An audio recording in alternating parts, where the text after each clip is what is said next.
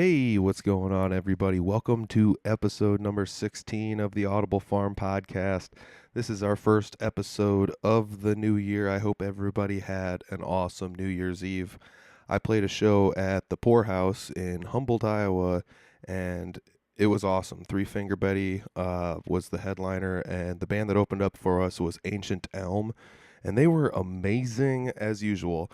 I've had the opportunity to see them about once or twice every year for the last 3 or 4 years, and it's always great seeing those guys. It was awesome to actually get to play a show with them.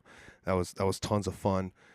You know, in the new year, I'd started the podcast hoping to interview artists, musicians, things of that nature, and I thought, why not interview somebody that has helped me out quite a bit in the music scene.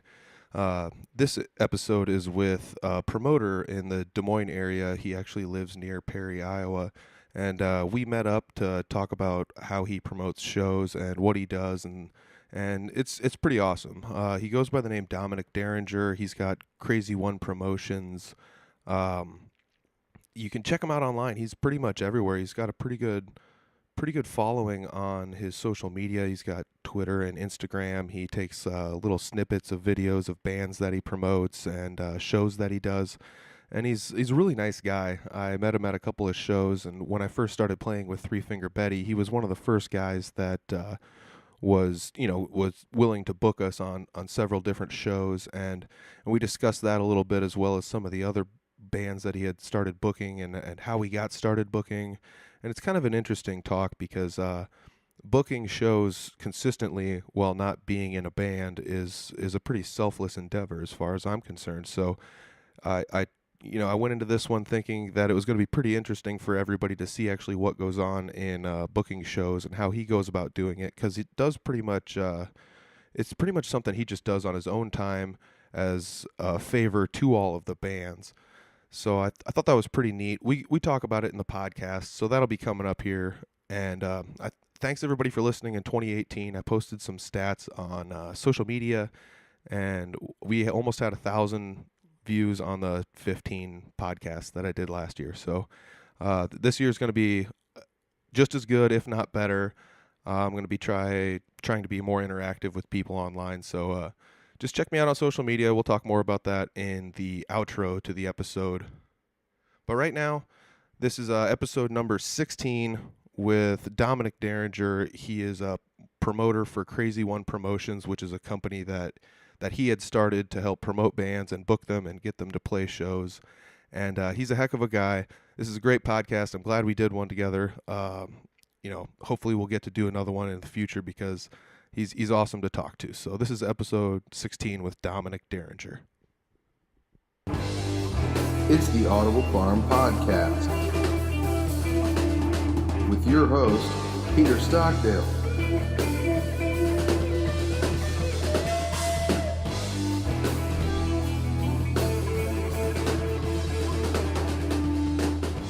What's up? I'm sitting down today. It's sitting down with Dom Derringer. That's how you're known. Is that your real name?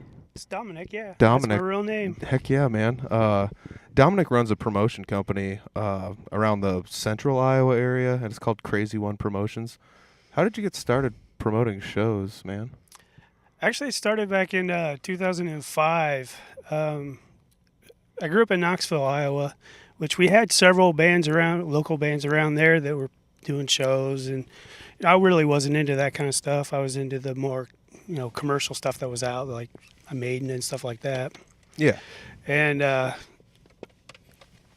Salt of Society was playing a Battle of the Bands in Des Moines at the Valor Ballroom, which was taking place over 3 or 4 weeks. Yeah.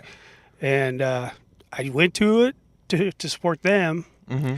But while I was there, I just saw so many awesome bands. Yeah, man.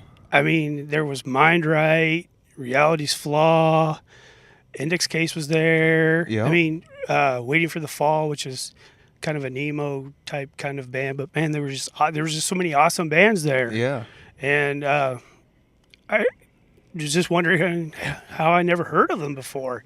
Because back then, in 2005, the only social media thing around was MySpace, Yeah. and it really wasn't that big of a deal. Yeah, it wasn't as good as it could have been, that's for sure.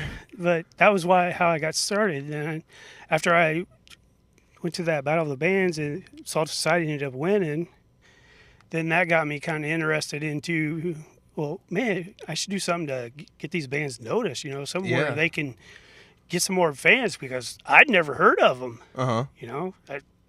and they were great. Isn't that always kind of weird how, like, you can end up going to a show and you never heard of a band, and then you, like, end up enjoying them so much, and it's not like it's that crazy, but, like, it's like, dang, these guys are from Iowa or, like, somewhere around the Midwest, and they're, like, just a local band. They're not signed to any labels or anything, and, like, how are they so good? And, it's just one of those things that's crazy. You never really sit down and think too much about it until you go to the show and you see them and you're just blown away by them. There's a lot of bands like that. Yeah, I mean, there really is in Iowa. There's a ton of them. I mean, I play shows and I get to see bands, but Dominick, I mean, you know more bands than almost anybody I know around the area. I mean, it's one of those things, being the promoter. I'm sure you get to enjoy that a lot. You see a lot of bands, a lot of music. Actually, I do, and it's kind of awesome. And it's kind of awesome how so many bands have just came to me just wanting to do shows in Iowa.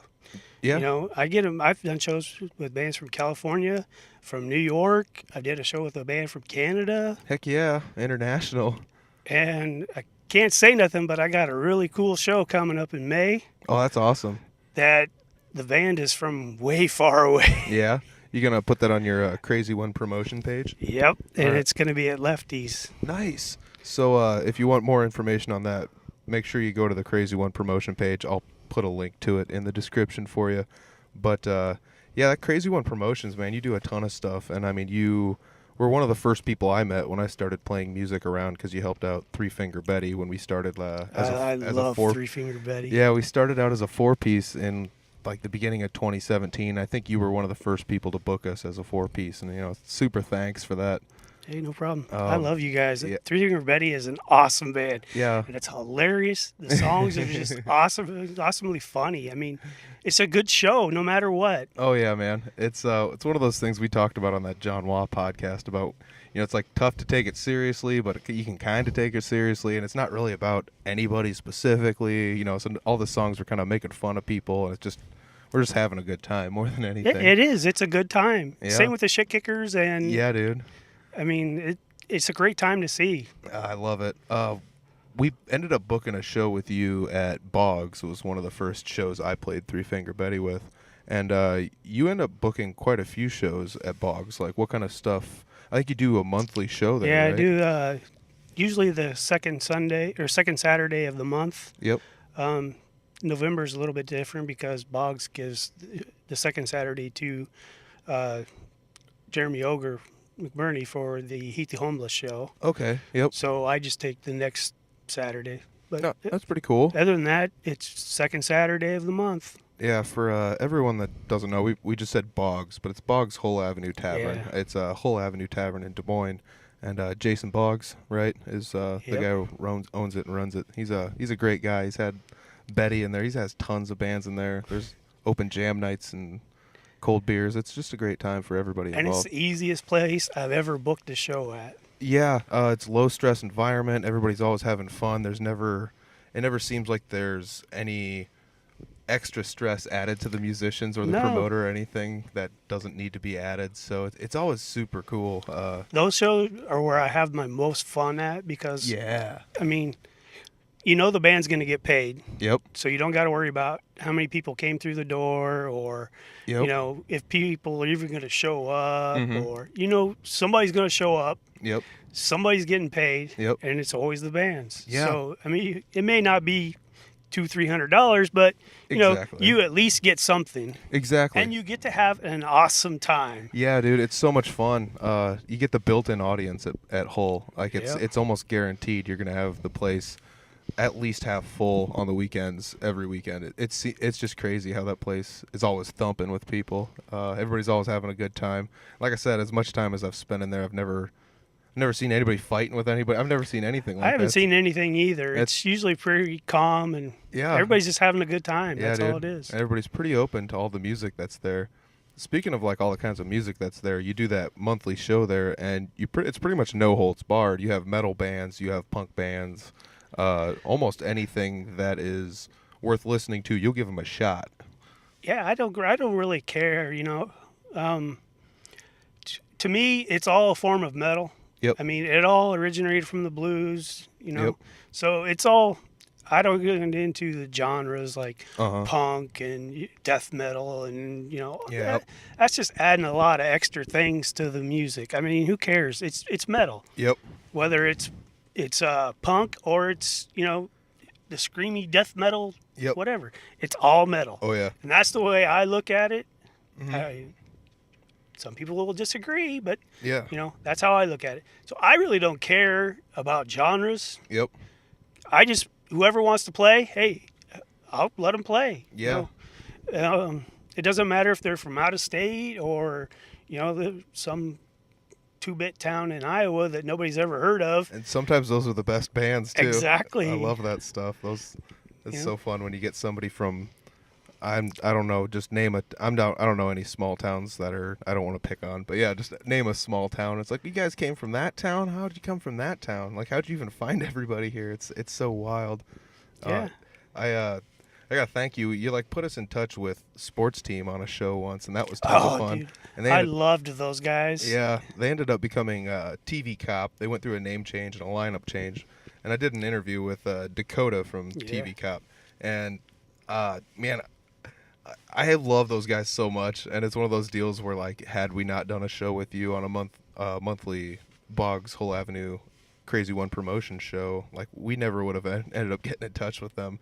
Like, what are some of, like, the better, I guess, like, you could call it punk-ish bands that you've, like, run into? Because it doesn't seem like there's a ton of them. No, there really isn't. Really, I mean, Three Finger Betty. Yep. There's the Astro Bastards. They're Yeah. kind of a cool band. They're Yep. a little younger, but Yep. they're kind of a cool I love band. those guys.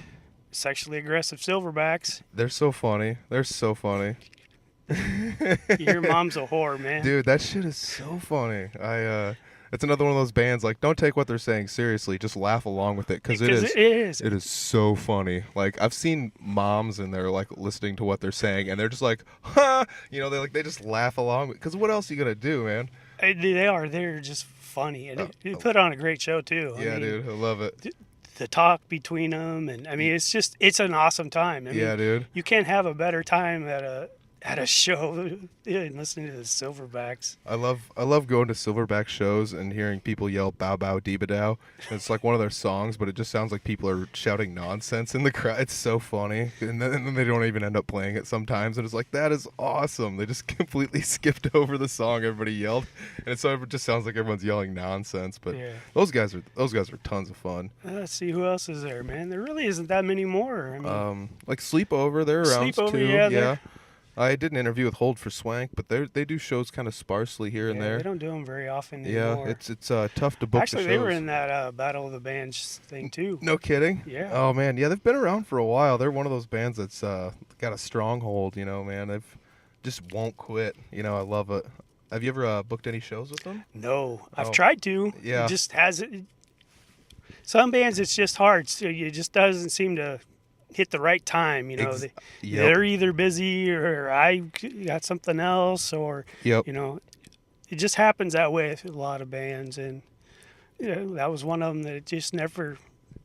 Do you ever run into the situation when you're booking a show? Sorry to just like cut you short there, That's fair. but like you're trying to book a show, and do you ever ask, like, I know you're looking for like, let's say 3 bands on the show. Do you ask 3 bands and then wait to see if somebody says no and then go to the next one? Because like sometimes that might end up putting you in a situation where it's just like a week before showtime and a band finally is just like, I can't do this. I do, and I don't really have a problem with bands not answering back. Yep. Either, I'll talk to the guys or, something like that. Let me know that they're, gonna try to do it. Yeah. I don't really have that problem. But yeah, I usually just ask 3 bands, or if, most of the shows lately have been because somebody's asked me for a show. Mm-hmm. They want to either come to Iowa or, one of the locals just goes, hey, I want to do a show on this date. Can you hook me up? Yeah. And that's usually how most of them come around. Now, a lot of the out-of-state bands that I do Yep. have came from recommendations from other Iowa bands that have went on tour, and Oh, that's they've cool. asked them about coming to Iowa, and they'll tell them about me, and they'll contact me, which that has happened a lot. That's really awesome. That's probably like the best part about having you around here is because like if someone's coming through and they don't know where to go, a lot of times I'll just point them your direction because I spend a little bit of time in those Facebook groups with musicians seeking musicians and Iowa bar bands and all those other ones, and I almost always send them your direction because it's like even if you are busy or don't have a specific show or a place, you can at least point them to somewhere that could help them out. I always felt, and I mean we even did that. I tried doing that today with you a little bit. I saw somebody was going to maybe try to come into town, so I sent them your direction, and I don't know how it all shook down, but Yeah, I'm, we worked it out. We're gonna do something on that date. I'm always pretty happy to send people your way, man, because you, like I said, you've helped us out so much, and you always help us get paid. You do your promotion right. You're always online. You're always sharing your stuff. You've got Instagram. You got the Facebook. You got it all, man. I try to. Yeah. One of the things I've noticed you do when you do your monthly shows is you post a video to almost every platform of almost every band, and it's like you get a little snippet of a band here on Twitter. Yeah, I usually try to do a couple songs. You know, Yeah. I don't give them the whole show, but something to kind of give people an idea of what's happening Yeah. so that they can go, well, hey, maybe I need to check them out the next time. Yeah, exactly. And that was one of the things that I remember talking to you at a show about. And I thought it was like a really cool way that you go about doing it because, like, I started just recording everybody, like the whole show, and then putting it online. And you had a little bit of a different approach where it was to just give people small samples of stuff because, like, some of my favorites was like, well, here's the end of a song and here's the first half of the next song because you don't get a whole song, but you get two songs and you get half of both of them. So it's just like, well, that's pretty awesome because you don't give everybody the full experience, but it's kind of like, well, here's one bite of the cheeseburger. You should have probably bought the whole thing, shouldn't you have? And then by that time, they're like, yeah, man, I should have, Yeah, that's kind of what I try to do. Sometimes I forget not to stop and I just Yeah. keep going, Yeah. but because I'm enjoying the show and I'm not even paying attention to what I'm doing. I'm just Bingo. I got my little phone there and I'm just recording and I'm listening and having a great time, but I try to just do a couple of songs or maybe half of one and half of another Yeah. or something like that. And I'll do it. Sometimes I'll do it on Facebook or Twitter or Instagram. I've done several things on Instagram. I've tried to do a couple on YouTube, but it seems to take too long for them to upload. Yeah. So I end up just Yeah. forgetting about it and not doing it. It's tough on YouTube because there's like a long upload wait and then they got to process it, and I know what you mean. Most of the stuff I just upload overnight and just walk away from and let it do its work, and Yeah. sometimes I'll schedule them out later so it comes out in the middle of the day for people, but it's just the way I ended up doing most of my stuff on YouTube. Yeah, it's hard sometimes on YouTube. Yeah. I mean, I work a full-time job. I got a wife that has some problems that we have, Yeah, have man. to take care of, and I try to keep this thing going. So Yeah, you got full life on your plate and you're still doing all this promotions for bands, and it's a pretty selfless endeavor. Like, do you ever play music at all, or was that something you ever did? no, I'm just not musically inclined. No? You just really liked music. I can't play. I tried playing the guitar, but I don't know. I don't have the hands for it, and I really don't have the memory capacity to remember all of Yeah. I can remember part of a song, but then I couldn't remember the rest of it. Yeah. So I don't really have that talent. Yeah. But so, like they say, if you can't do it, teach it. Yeah, and that's So that's kind of what I do. yeah, it's like I said, it's noble, man. It's something that definitely I wish more people did promoting around here. And it's not like there's not promotion places or people around here, but I just feel like you're probably one of the strongest in the area for doing that kind of stuff. And like I said, Well, I appreciate that. You- I just do my thing and hope Yeah. people enjoy it. So I mean, like I said, you've put us on shows with bands that it's not like we don't fit in with them, but it's just like it gives everybody a fresh start. Cause it's like I play a lot of shows with punk bands, so then I get to go play shows with metal bands and see bands I don't get to see all the time because I'm actually playing on a show with them, and whether it's let's see, your Altar Within or I mean, there's a handfuls of bands that I've played with. I mean, I think we did an Ancient Elm show at Hull. I'm not sure if you put that one No, on, I didn't but do that one. I don't think. man, but yeah, we played a show with them recently, and it's just one of those things where you see a band because you played with them, and you're just like, well, these guys are really good. We need to hook up with them again some other time. We were speaking of the Astro Bastards. We're gonna do a show with them in Humboldt. I'm glad to bring them out at Des Moines to get them, a little bit more exposure because those guys are so much fun. They recently did a split with the Sexually Aggressive Silverbacks, and I didn't pick a copy of that up. I'm pretty mad I didn't. I should have haven't got one because I was either. at the show. Hopefully they'll have more, but those guys, they sell out of stuff. They've got a fan base that buys their stuff. Like, it's one of those deals, like, if you want a Sexually Aggressive Silverback shirt, you better buy it while they have it because it's going to sell out. You know it's going to. The design for that. That shirt is awesome. That is the coolest shirt ever. I love their design for their logo for that. It's go look it up online. It's a monkey and a banana. Let's just put it that way. Yeah, it is. You got to go look it up. It's awesome. Yeah, it's so good. I guess it's a gorilla and a banana, but still, yeah, I'm not gonna be primate-cist. It's like racist towards primates, species. It's just awesome. Yeah, That's all you need to know. Yeah, I mean, check them out online. They're tons of fun. We were mentioning them earlier. What are some other bands you've booked around the area? Because like I said, you know more bands than I know around the area, and you interact with them a lot more than I do. You recently booked that Raven show. No, I didn't do that. You didn't book that Raven show? No, that was Metro. Metro booked that. Holy cow! But I did. I would have loved to have done that, but I was there. Yeah, dude, I totally saw you there. That was a hell of a time. That was the show we played with Alter Within, and I know we did a Krazy1 Promotions show with you. With you and them. Who were some other bands? We were.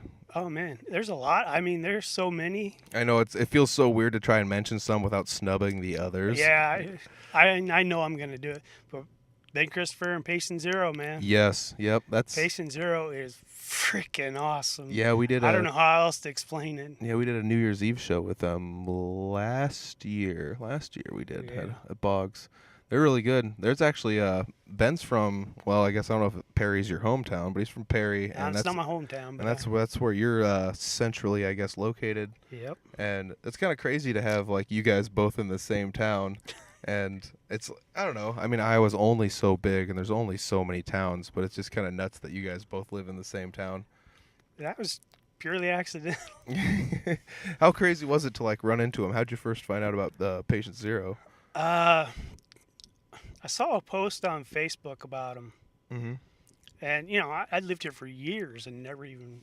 I've been to BRG Music before, and I knew the previous owner a little bit. We talked a few times, but never really interested in any of that. But I saw a post about him, and I was doing a show at Boggs's for a band called On My Six. Yeah. From Illinois.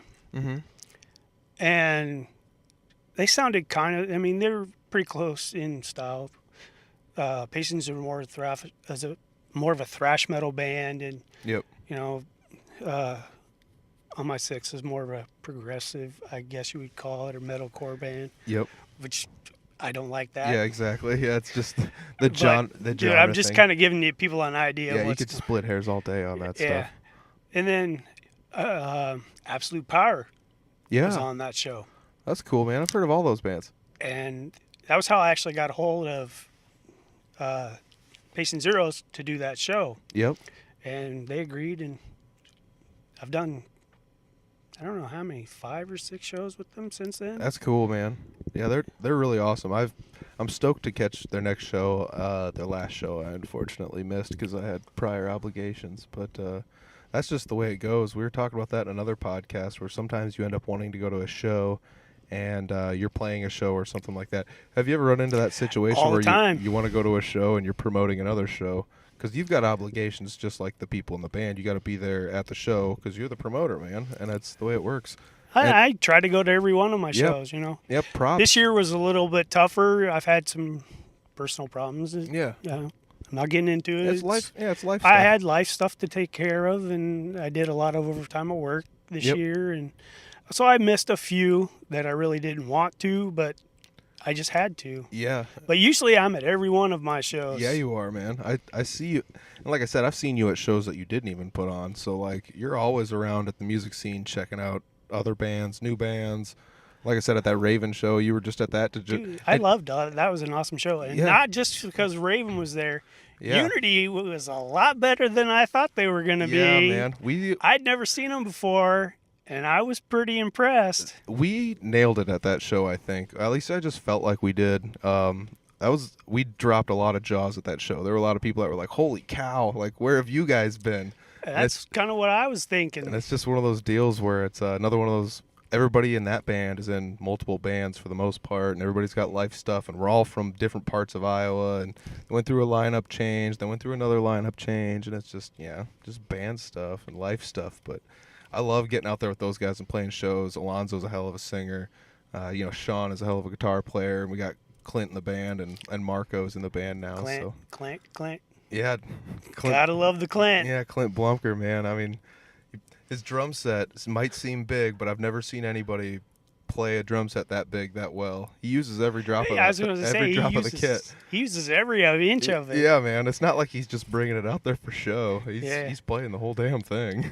There's some drummers that have stuff they don't even use through the whole set. Yep. And he's using everything. Yeah, man. I like Clint.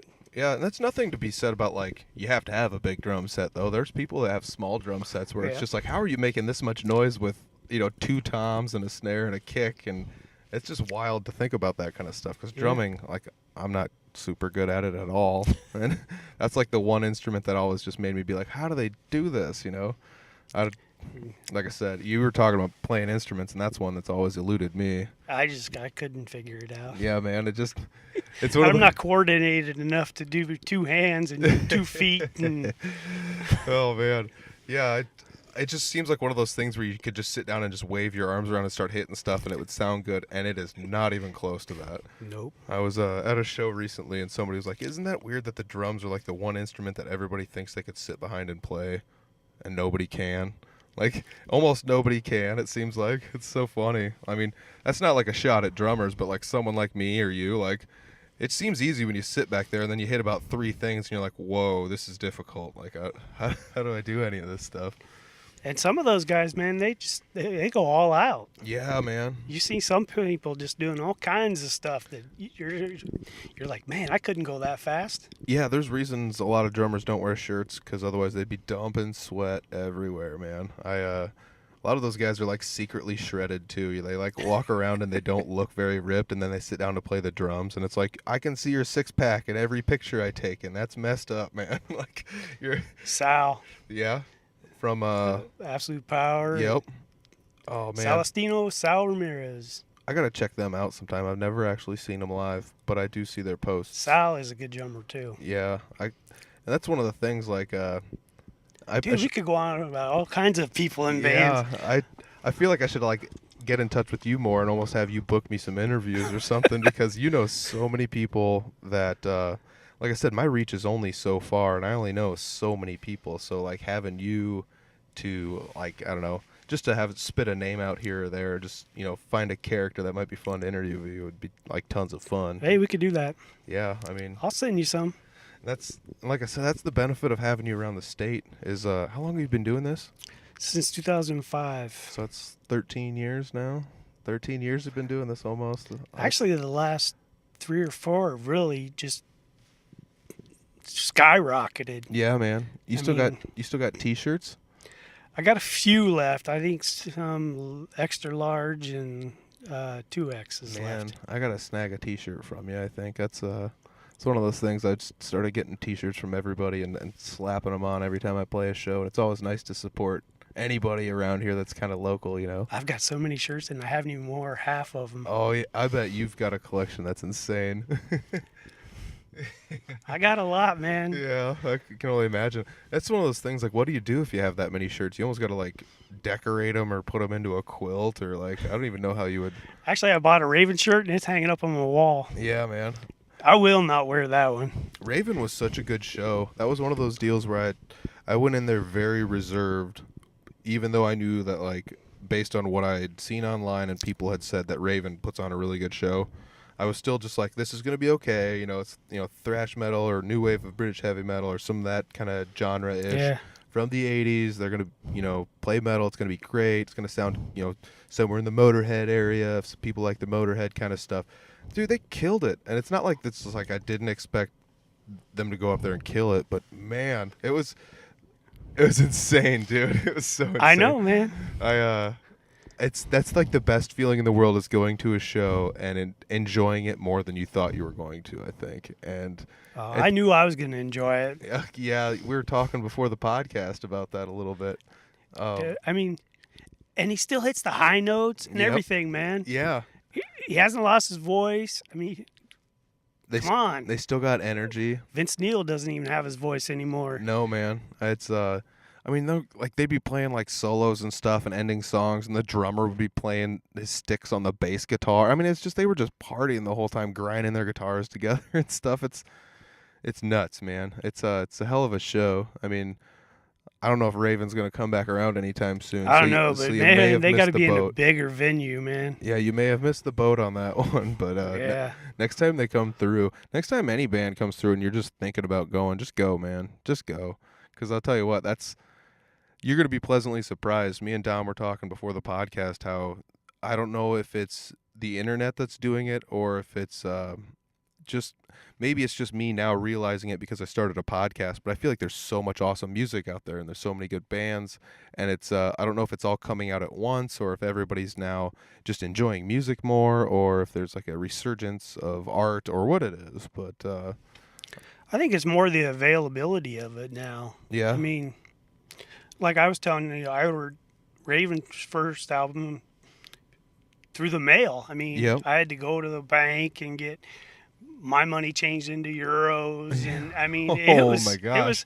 And back, this is the early '80s. There wasn't very many banks that could do that. So I had to really shop around to find a bank that could even do that. Yeah, I had to get like an international, I don't even remember what it was called, money order or something. Yeah, it wasn't even like Columbia House or anything. No, and I sent it away to some place in England, and I think it was 3 or 4 months later, I got the album in the mail. It wasn't easy to get anything, and especially in Iowa, because the only thing we really got back then was the popular stuff. The stuff you could hear on the radio. Yeah, you get like your Tom Jones or whatever. Yeah, I'm just throwing a name. You got REO Speedwagon, that kind of stuff. There was no real place to go and buy, metal albums. Really, a few record stores kind of had some, but didn't really have, the obscure stuff. Yeah, they always had. I was more the guy that wanted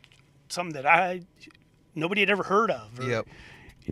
I was the guy that went into the record store and said, "Hey, you got Combat Records here?" Because they were like the most obscure stuff. I mean, there was stuff coming from England and Germany and stuff like that was just amazing stuff that wasn't here yet. Yeah. And, that's how I found out about Motorhead and, some of those other bands. Like we were talking about Raven. And I mean, there was just so many other cool bands out there that nobody had even heard of. And that's what I went looking for, is for the heavier type. Actually, the cover had to be the scariest freaking thing you'd ever saw in your life before I would buy it. What's that? I didn't even care about what the songs were. It just had to have a cool cover. Yep.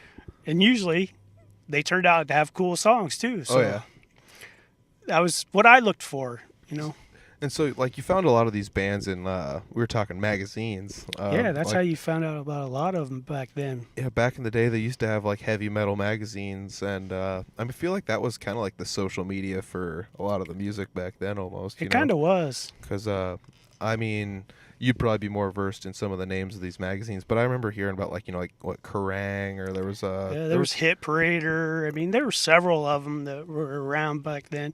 I think Hit Parader's still around now, but I'm not real sure. Don't quote me on that. Yeah, I won't. But no, it's just easier to find stuff on the internet. I mean, and you can find it from anywhere in the world, pretty much. Yeah. I mean, if you want to find something from Germany, you can find it. Yeah.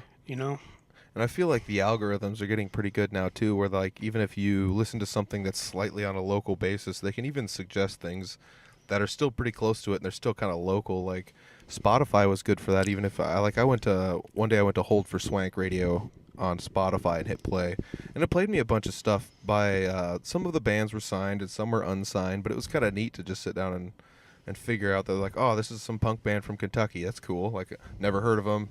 Yeah. Might not ever get to see them, but it's kind of cool. I got to check their stuff out online. There's just that availability from literally everywhere. Like even the podcast, I just put it online, and there's like plays from Canada, and I get one play from Canada every week, and I get a play from Ireland every week. And I don't know who's listening. That's awesome. Hey guys, thanks for listening. I love having you guys listen. That's awesome. Yeah, and it's just one of those things that's crazy. Like I can't believe there's people out of country that listen to it every single week. So. That's cool. I mean, you can't ask for much more than that. Yeah, I mean, say hi to Canada if you want to. Hey, Canada. I've actually done a band from there called Mastery. Oh, nice. Did a show with them. Do you remember where they're from? Canada. Yeah, Canada. I mean, that's the tough thing. You've done. How many shows do you think you've done? Let me ask you that. Like, how many shows did you do last year? Early on, I was doing 3-4 shows a week sometimes. Oh, dang. Yeah, it wasn't uncommon for me to do like a show at the House of Bricks, the all ages show. Yep. And then do the 21 and over, like Shooter's Hideaway at that time was still around. Yeah. So I could do that multiple times. Mm-hmm. I may even have a show on Saturday at the Vaudeville Muse for the all ages show. Oh, that's cool. And then do something at the House of Bricks for the 21 and over, Yeah. So I couldn't even tell you how. It's in the thousands probably. Yeah, that's insane, man. As far as places you booked, you were talking like vaudeville and all sorts of other places. Where do you book at nowadays mostly? I mean, a lot of it's at Boggs for I do a lot of Boggs monthly show. I do occasionally shows at Lefties. Yep. And in vaudeville, I did a show shortly right after that Raven one there with Altar Within. And that's what it was. What was the show you did at vaudeville recently? it was Common Collapse, Odds of an Afterthought, Altar Within, and crap. That's the worst part about doing the podcast live with like no internet connection and. I can't remember the other band now. Sorry, other band. I'm gonna say it for you because it's the worst thing in the world when you start blanking on that. I'm trying to remember the poster. But I had remembered you did a vaudeville show, and I guess I mistook it as the Raven show. But no, it was like the week after. Yeah, did you have a show the night of the Raven show that you went to after that? Like, were you doing a? Yeah, I was. Yeah, I was. So you not only went to an early show, but then you booked a late show. And I had a show at Hall that night. That's awesome, man. That's just it's one of those things we're just talking about it. Like sometimes you miss the shows, but sometimes it works out just right because Des Moines got this weird thing where they don't allow people in bars after 9 if you're not 21 and over, and it creates this weird cramp on like the promoter that wants to do a show after 9 or the bands that want to play after 9. Because even though some places down there do, I'm not sure if they have a thing where they will let you play after 9, but then the liability's on the bar or something. I don't know what exactly. Yeah, I don't know what. And I know most bars are just like, we don't want to deal with it. So it's just a thing. A lot of the people under 21 that are in bands end up playing on early shows at places, and sometimes people aren't off work by the time the early show starts, and it's kind of a tough thing to do. But I actually like playing early shows. What's your take on the early show, late show thing? Because sometimes like with that Raven show, it was a benefit. You got to see Raven on an early show, and then you got to go across town and do your own show. I usually like doing the all ages shows, mainly because it gives a kid something to do. Yeah. I mean, when I was a kid, you couldn't do nothing. We were outside playing with, sticks and rocks, really. Yeah, I was going to say, you're the stick in the hoop kind of guy. There really wasn't much to do when I was a kid. You had 4 channels on TV. Yep. Yeah. And 3 of them, most of the day, played soap operas, which... Yeah. When I'm a kid, I don't care about that stuff. Yes. But you were outside. you were making up games or playing football or going over to the local school and shooting baskets or something. You were never inside. Yep. So we just didn't do that. Yeah. So I think the all ages show gives the kids something to do if they want to. Yeah, dude, those all ages shows are almost always packed too, because people under 21, they're looking for something to do, and if it's like this is $3 to get in, they'll pay $3 to go watch their friends play or some friend of their friends, or if their buddy's band is going to be there, they'll go check them out with their buddy, and it's the early shows are awesome. They have their place. I mean, yeah, definitely. I don't do a lot of them because it's usually how it works out, Yeah. Yeah. I mean, Boggs usually doesn't, at Boggs Hole Avenue, they usually don't do early shows. No. I guess they do have like the blues jam there or some such, and that usually starts at like 7 or something. Yeah. But I think that's Sunday night. I've yet to make too many of those. I haven't made any. It's tough to travel, man. I'm sure you're in the same shoes I am. It's not too far to Des Moines, but I'm sure it's just far enough where sometimes it's an inconvenience, Hey. I mean, it's down the road, especially if I worked all day, I may be tired and yeah. I don't feel like going. I'll just stay home. Yeah, I think the toughest part of that might be the drive home, because it's not like driving there you're stoked and then you get done with everything. It's like, well, now I got a 45-minute to an hour-long drive home. And it's just like, well, bummer. And sometimes that's the big kicker. You're just like, I don't want to have to get a coffee and drive home or whatever it is, Yeah. So. Yeah, it does get kind of boring. Yeah, I mean, you're like me. You don't party, so you just kind of. Nope, I gave up drinking when I was 26, so. That's almost like me. I just wasn't any good at it. I don't know. It's not like I partied too much. No, it just wasn't something I guess I grew out of my childhood phase, I didn't want to do it no more, and then I got married and had kids, and that kind of ruined it. Yeah. Oh yeah. know. I sometimes just look at it as an obligation. It's just like, well, now I'm drinking, and now I almost have to have a babysitter. Neat, just I don't want to have to deal with that stuff. Yeah, it just got harder, so I had just quit. Yeah. For me, it really wasn't that big. It wasn't a life change or nothing. Yeah, It was just I drank a few here and there. I guess you'd call me a social drinker. Yeah. My friends drank, so I drank. It's just the way it goes. Yeah. But then when I got kids and that, life changes and you move on. Yeah, and it's not like I'm sure you're the same as me. You don't have anything against anybody who drinks, parties, does any of that stuff. Heck, you deal with musicians and bands and every stuff like that. And hey, my theory is what you do is your thing. Yeah. What I do is my thing. As long as you don't try to force your thing onto me, yeah, we're cool. Well, that goes for everything. Like me and John were talking about that in the last podcast, politics. It's like, man, we might talk a little bit of politics and Three Finger Betty, but we just really honestly don't care. Oh, we got a phone call. Who is it? That's our first live phone call. That's a call in. I thought I turned it off. That's totally cool. Here, let's. I'll let you pause that bad boy. It's probably my wife. It was probably my wife. It's the lottery commission calling to tell you have won. I wish. You gotta show up. It is the wife. Yep. All right. Sorry, wife. We'll get back to her in just a second. I'm sorry about that. Yeah, I am too. I thought I turned it off, but I guess I did. Yeah, we're getting kind of close to an hour here, but wow. I mean, it's kind of crazy. I haven't really felt like a few minutes, really. Yeah, it's kind of crazy how fast the time flies when you just get to talking about stuff.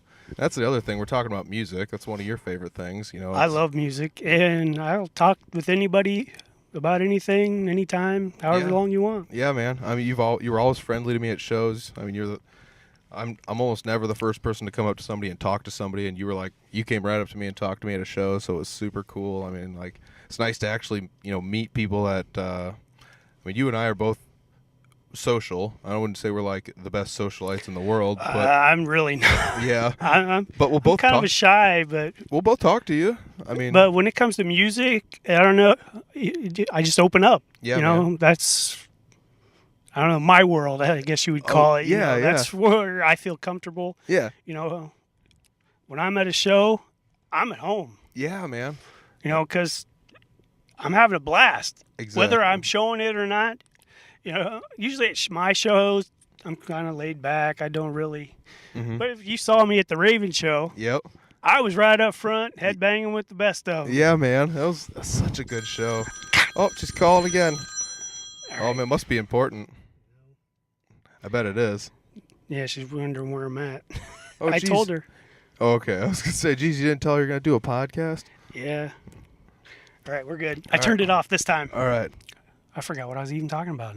Yeah, we were just talking about going to shows and Oh, and all that other stuff, but yeah, when I'm at my show, I'm just laid back. I'm having fun, but I usually don't get overly, into the crowd, or into the mood, yeah. because I'm thinking about things in my head. Which is just kind of, it really bugs me sometimes because I want to be more, but I'm thinking more about the promoter side. Yeah. I'm worrying about, are they on time? Are they going to stop too soon? Yep. Are they going over?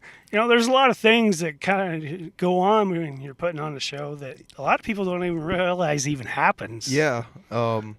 The New Year's Eve show I booked for us, and that's something like I'm starting to realize how difficult it is to do promotion and booking for a show because I've only booked a handful of shows ever in my life, and it's difficult, man. Even just to get one band on a show, sometimes it's a little difficult. And we were talking a little bit about the podcast, and you were talking about how everybody's usually pretty good to you. Like almost every single you said like pretty much every band you've ever dealt with has been really good about getting back to you in a timely fashion, telling you whether or not they can or can't show up, like keeping their dates. And that was like, it almost seems to come up in every podcast that like, even though musicians are kind of like labeled as a motley bunch, we're all still pretty, I don't know if it's the business end of it, but we're all pretty well on time with most of our stuff, and most of us almost always bring our A game, and it's actually kind of a weird thing because even though like a lot of us get we're the don this black cap, I guess you could say, we're all still pretty good people. And I mean, it's kind of nice to actually hear from somebody who deals with so many bands to say that like most bands are that way. And as far as even me just trying to book shows, I've run into that too. Every band is really, really good about all that kind of stuff. Yeah, most bands really usually are. I mean, I've had over the years a few that it's gonna happen though, that haven't showed up to the show, or Yep. Just never got back to me about whether they could or couldn't do the show. Which that's fine. Yeah. I'm not going to pay you $1 million to come and play. So Yeah, it's understandable. Hey, if you don't want to play, that's fine. But most of the bands are usually pretty cordial about it, and they'll, hit me back day or two maybe, because not everybody checks everything every day. Exactly. So, it may take a couple of days, but somebody will go back, hey, yeah, I'll check with the guys, see if we're available. And then usually maybe a couple of days later, they'll get back to me about whether they can or can't, So I've never really had a big problem with that. Yeah. But it does happen sometimes. Yeah. I mean, you're always going to find like the occasional bad apple. I mean, it's bound to happen. Even sometimes like I was on one show one time and one guy just forgot that he had a show. And he lived out of town, and everybody shows up to the show and they didn't have whatever it was, a bassist or a guitarist or a singer or something. I don't even remember. But it was like, well, now they can't play, and only one guy didn't show up, and like whether he overslept or what the deal was. But like that's like the only time it's ever happened to me in like playing almost 100 shows in 2 years, and with 200 plus ish bands. It's kind of crazy that you just think about the mere percentages of it all and how like rarely stuff goes awry like that. It's pretty awesome. But in that situation, I would think the band would still play. Yeah. Even though that member wasn't there. Which I don't understand. I've had this happen twice recently where one of their members couldn't make it or something, broke down or something, and they didn't make it, and they weren't going to play the show. Yeah. Why would you not want to play the show? You got the majority of the band there. Yeah. I mean, people will understand, hey, the drummer didn't show up or the guitar player didn't show up. Or, hey, just play your little show and, I do kind of get a little bit of it to an extent because, like, if there's no drummer, it might be pretty tough to pull off some of the stuff. Yeah, And or like let's say you're in a band where things are kind of lopsided, where one guy only plays rhythm and another guy only plays lead, and the guy that plays rhythm can't play the leads, and the songs are very lead heavy. So then you end up with like a really nutted down version of whatever they're trying to show you. okay, well, see, that's somebody who actually explains something to me. You know? And Nobody ever does that. We just can't play. Yep. Well, why? And that's one of the things I feel like the communication barrier that has to do with like musician. That might be like the communication thing that that we often reference to, where like we're all good at talking to each other, but I feel like a lot of times people don't explain things because I try my best to see both sides of the coin, because I totally see where you're coming from try too. to too. Most of you are here. Why not just play it? But I have actually been to one show where they had a band that the drummer didn't show up, and they played without the drummer, and it was really awkward. It worked to an extent, but it was kind of weird to see like two guitarists and a bassist play a bunch of songs with no drummer, and they were, they'd get off a beat and try and come back on, and without a drummer, they're kind of like, the drummer leads the band from behind, kind of like a dog musher, he's just sitting back there whipping everybody in time, and that's pretty much what the drummer does in most bands. So like, it is kind of one of those things. I get to see where like everybody's coming from.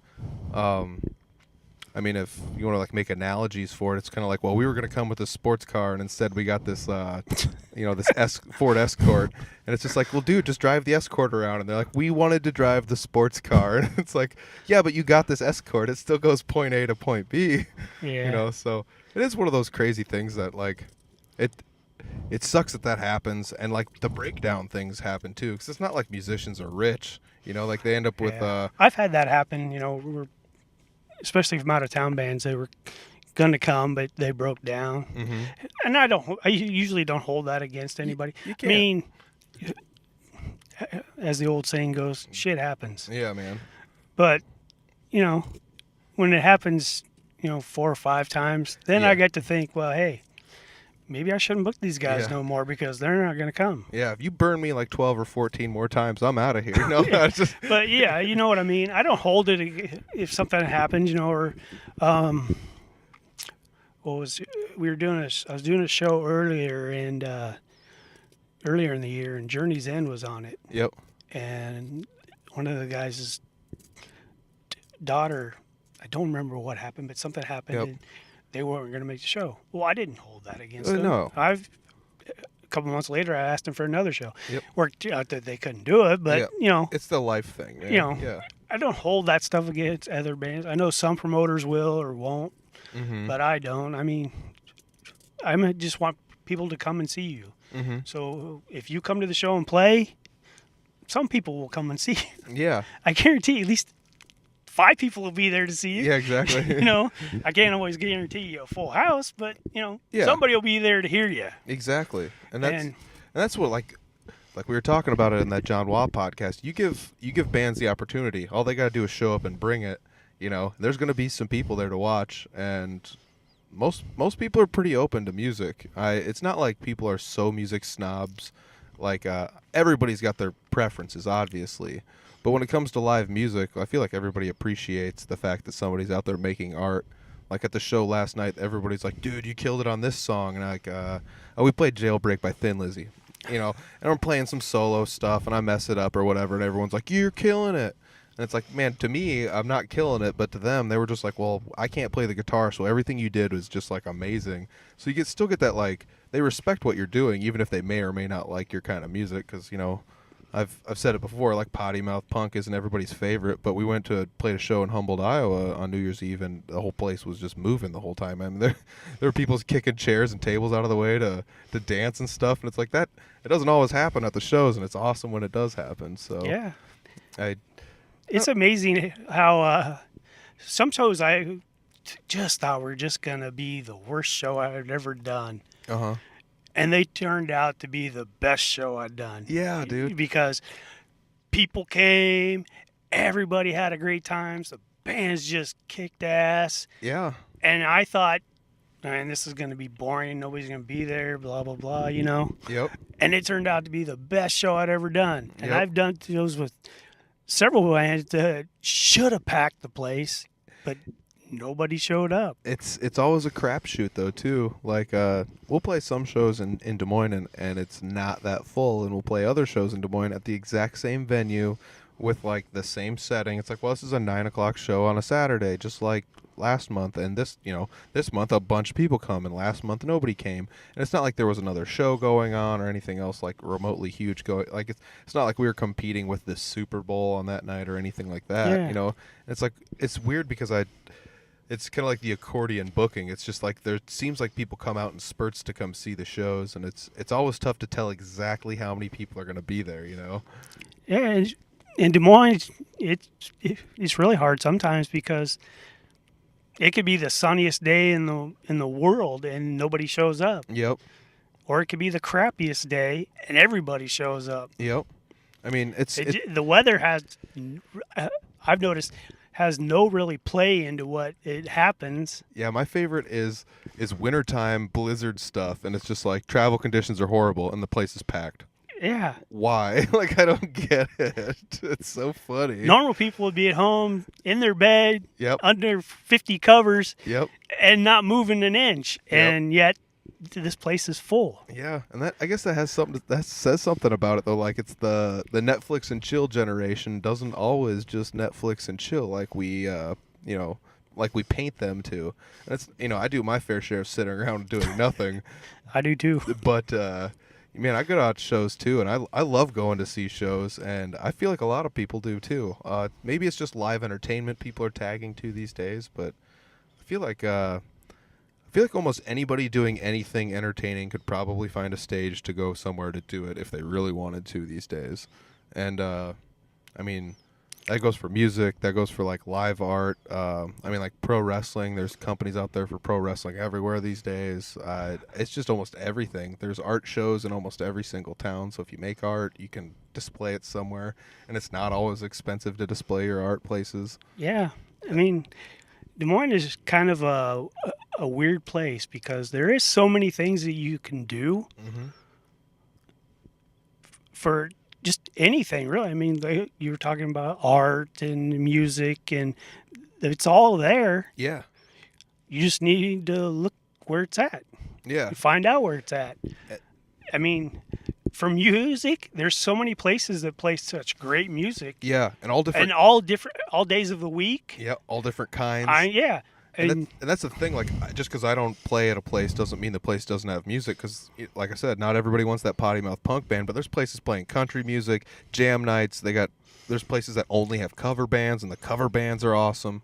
I mean... Yeah, and there's some that do karaoke. I mean, you can go find music any time of the week in Des Moines if you want to. Mm-hmm. I mean, they even have, like, dueling piano karaoke. I've heard that's been around in Des Moines before, which, that'd be friggin' cool.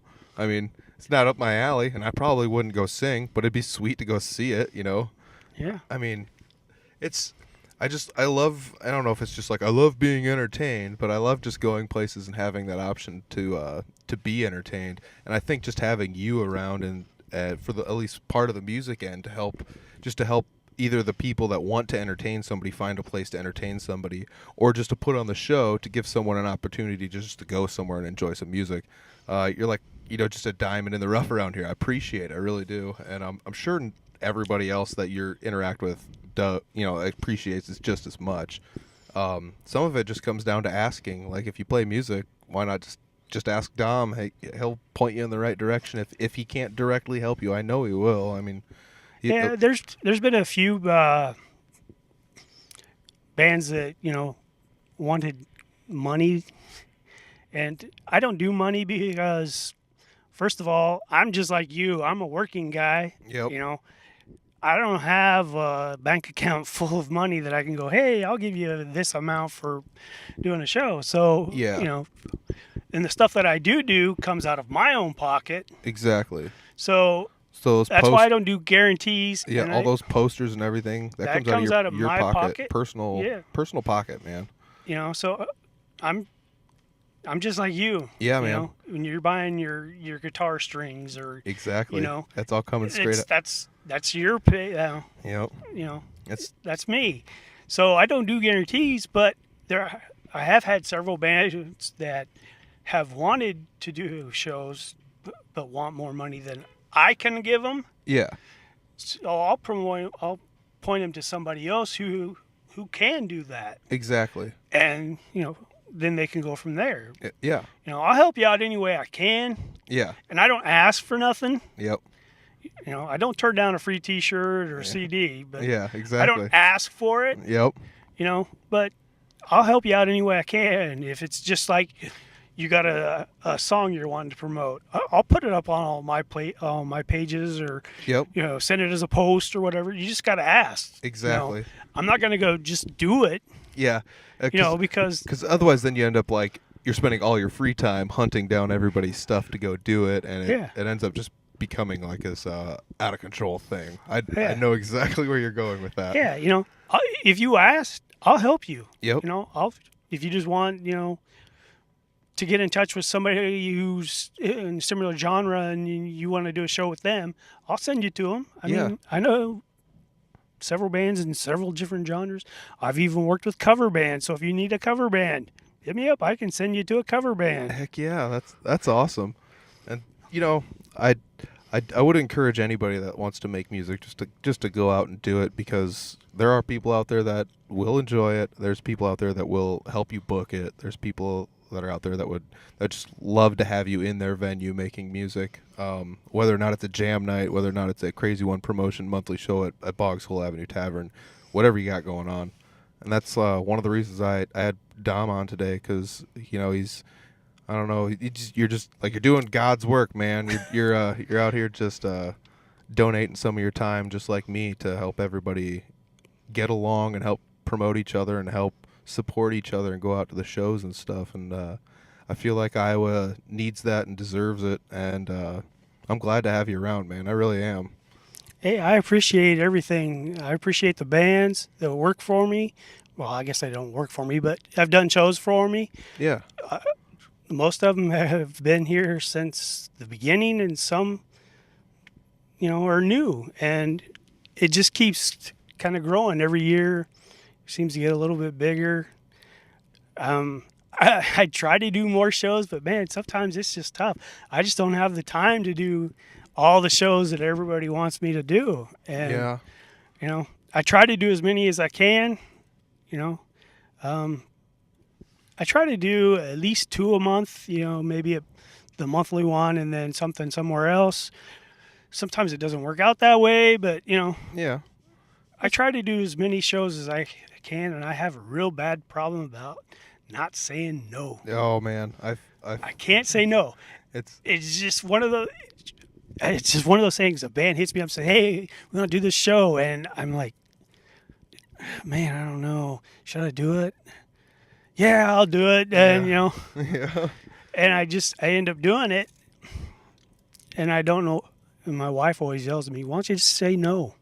I just can't say no. I know exactly what you're saying, man. It's tough to tell somebody no. Like, I've fielded some podcast requests from people that were so far out of state that it would be tough to do a face-to-face interview, and it's tough to actually tell them no, because I know I could Skype it in and do it that way, but it's not what I prefer doing, because I feel like it's easier and better to just sit down face-to-face with someone and do it. But I mean, it's all just comes down to preference once again. But it's super hard to say no to somebody, especially when you have an outlet for their whatever they're doing, and I don't know. So I know exactly where you're coming from. See, the first time the Midnight Devils hit me up for a show, I was really hesitant because I'm not a big fan of cover bands.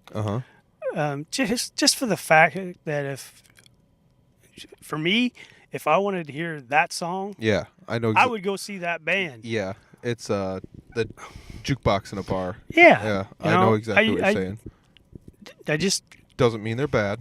No, I'm glad I did it, because the Midnight Devils put on one hell of a show. Yeah, dude. I don't know if you've seen. Have you seen them? I've not, but dude, they are awesome. I mean, it's a killer show, and not just the music. The show is killer. Those guys it's amazing. I have that same somewhat of a feeling about how I kind of, if I wanted to hear this song, I'd just put it on and listen to it. Yeah. But I, through the last couple of years, have seen a handful of cover bands that have wowed me quite a bit. So you do end up with this weird thing where some of those cover bands, it's like, these guys aren't messing around, dude. They're out there like killing it. They got great lights, great sound. A lot of times those cover bands are some of the best put together bands too. They've got some of the best stage presence and production. I'll tell you the best tribute band I ever saw was a band out of Omaha called Maiden Voyage. They're an Iron Maiden tribute band. Yep. They have the costumes. I mean, everything. They have the Eddie, the Trooper, the Mummy. I mean, they have everything. That's awesome. Coolest show I'd ever seen. That's sweet, man. And all they do is, that's their whole thing. They just do Iron Maiden. Yeah, man. I mean, like, I don't even know, like, we've mentioned Hairball on the podcast maybe once or twice. And even that's, like, a hell of a good show. Like, it's just, it's nothing to sleep on. Like, I know everybody knows that music is enjoyable almost no matter what you go, but, like, everybody also knows that some people that play music end up being a little bit of music snobs. I mean, like myself included to an extent, but I've learned over, the last while from watching bands not to turn my nose up at that anymore because, you find out how much time and effort these people put into it and how goddamn entertaining some of them are when they play. And it's nothing to sell short because, I mean, maybe some of it comes from being a performer now and seeing how difficult it actually is to be that entertaining all the time. And some of these bands are just killing it out there. So, I mean, don't sleep on those cover bands either. Yeah, I mean, there's just a lot of them, man. And, I mean, like, it comes back down to, like, there's a bunch we could list, but once you start listing them, where do you stop? And you don't want to snub any other bands. If you go onto the Krazy1 Promotions site and go to the Our Story, Our Story, you can see a list of the bands that I've worked with over the years. I got the new ones since 2016 at the top, and the ones that were older down at the bottom. There's so many, and so many of those bands they're just amazing bands. Yeah. Is that on your website or? It's on the Krazy1 Facebook page. All right. There's a whole. I mean, it's a huge list. Yeah. It's I enjoy that because it seems like every year you put out that post where it's like, hey, thanks to all these bands for booking shows and playing with me in this year, and it's always just like, there's like 150 bands on here, dude. Like, it's insane. And some of them I've had 2 or 3 times. Yeah, it's awesome, man. I really enjoy what you do. I want to say thanks again for like sitting down with me doing the podcast. Hey, I was surprised and you hit me up this afternoon. So well, I was originally just going to do musicians, but man, you do so much work with musicians in the area that I feel like just having you on here might be a good exposure for you and for the musicians to get to know you, to find somebody that might be able to help them out a little bit if they want to play in if they're from not Des Moines and they want to play near Des Moines, you can help them out a little bit. So like. I mean, I've done shows with lots of bands around Iowa, period. I mean, yeah, all over Waterloo, down to Elmwood, and down that way. And yeah, I mean, I'll work with anybody as long as they just ask. Yeah, you hold no quarter. So thanks again, man. I'm going to shake your hand real quick. Yeah. I'll put a link to your Facebook, your Twitter, your Instagram, your YouTube. I have Reverb too. You got Reverb Nation? Yeah. All right, so I'll throw that on there as well. If I'm forgetting anything, you can just shoot me a message or whatever. Yeah. And everybody else, if you want to get a hold of Dominick, just click one of them links. Contact him through Krazy1 Promotions and book yourself a show with him because he's tons of fun. He's a great guy. So thanks, Dom. Thank you, Peter. I will talk to you at the next show we do. Oh, yeah. All right, we'll see you. We got to get Betty back. Yeah, man.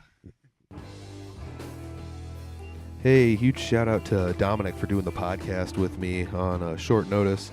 It's awesome to get somebody in here that's not a musician to let everybody know, it's a little bit of the other side of the story of what goes on putting on shows.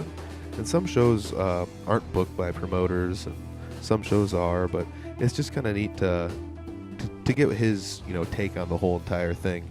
And, shout out to him for doing the podcast with me because, like I said, in many podcasts before, this is a pretty mobile podcast. I don't really have a studio, since the musicians and people that help out with music around the state live everywhere in all sorts of towns. I try to do the best I can to accommodate them, and they do the best they can to accommodate me, and for that I'm very grateful. And 2019 is looking like a pretty good year for Audible Farm. I'm glad everybody is listening to the podcast. I'm glad everybody's enjoying it. I've got a lot of people interacting with me online. I'm going to do my best to interact with everybody that does, a little bit interact with me, regardless of the social platform. Our YouTube page has been blowing up lately. Thank you very much for that. Last year we had almost 1,000 listens on YouTube for all the podcast episodes that I put up, so that's pretty awesome. I'm very happy about that. If anybody has any suggestions for interviews, let me know. The schedule's getting pretty tight, but I'll still try and squeeze people in there. I can always pre-record the episode and play it at a later date, as long as we aren't discussing too much time-sensitive material. So that's just something else for everybody to think about. Another thing, I'm still fielding tons of Facebook friend requests. Just shoot me a message, guys. Let me know who you are, how you know me, anything like that. Otherwise, it's just kind of weird adding people randomly that I don't have the slightest clue who they are. But otherwise, just follow that Audible Farm on Facebook.